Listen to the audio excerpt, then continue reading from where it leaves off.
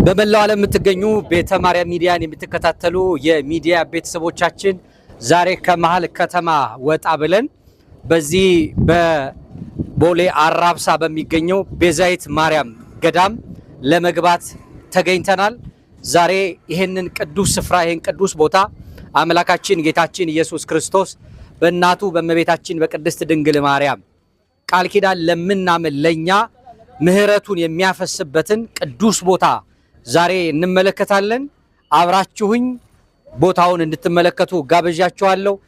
አሁን ወደ ገዳሙ እንወርዳለን። እሺ፣ አሁን የምንገኝበት ቤዛዊት ማርያም በቦሌ አራብሳ በአዲስ አበባ ሀገረ ስብከት ቦሌ አራብሳ ጨሬ ዋሻ ቤዛዊት ማርያም የሚባል ቦታ ሲሆን ይህ ቦታ ከ1400 ዓመት በፊት ቤተክርስቲያን ሆኖ አገልግሎት ሰጥ የነበረና ቅዱሳን አባቶቻችን ወይም የቀደሙት አባቶቻችን በዚህ ቦታ ላይ እግዚአብሔርን እያመሰገኑ ስጋው ደግሞ እየሰዉ ቤተክርስቲያን አርገው ሲያገለግሉበት የነበረ ቦታ ሲሆን አሁን ደግሞ ከ400 ዓመት በኋላ በዚህን አጋጣሚ ባንድም በሌላ መልኩ ጥፋት ደርሶበት ቦታው ተዘግቶ ቆይቶ ከ400 ዓመትና ከዛ በኋላ አሁን ድጋሚ አገልግሎት እየሰጠ ያለ ቦታ ነው።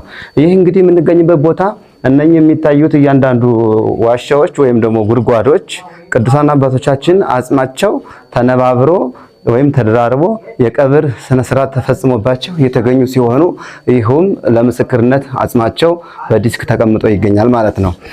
ይህ ቦታ እንግዲህ ጥናቱ እንደሚያሳየው የተለያዩ አርኪኦሎጂስቶች ከጀርመን ከእንግሊዝ እንዲሁም ከቻይና የመጡ አርኪኦሎጂስቶች እንዳስረዱን ወደፊት የምንገልጸው ሆኖ በተወሰነ መልኩ ለማብራራት ያክል ግን ምንድነው የሚለው እሳተ ገሞራ ፍንዳታ የገጠመው ወይም ደግሞ የእሳት ቃጠሎ የገጠመው ነገር አለ የሚል ነገር አለ። እሱን ምናልባት እንግዲህ በመጽሐፍ መልኩ ወደፊት የሚወጣ ይሆናል።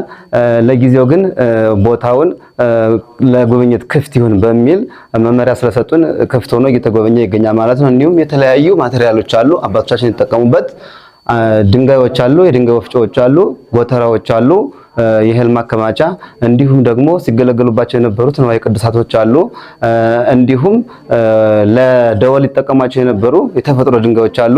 እንዲሁም በቦታው ላይ የተገኙ የሸክላ ማሰሮዎች ወይም ደግሞ ማዲጋዎች ተብለው የሚጠሩ አሉ። አንድ እንደምሳሌ ይህም ለጸሎት ጊዜ የሚጠቀሙበት ራሳቸውን ለማድከም ስግደት ሲሰግዱ ወደ ተይዟቸው እንዲወጣ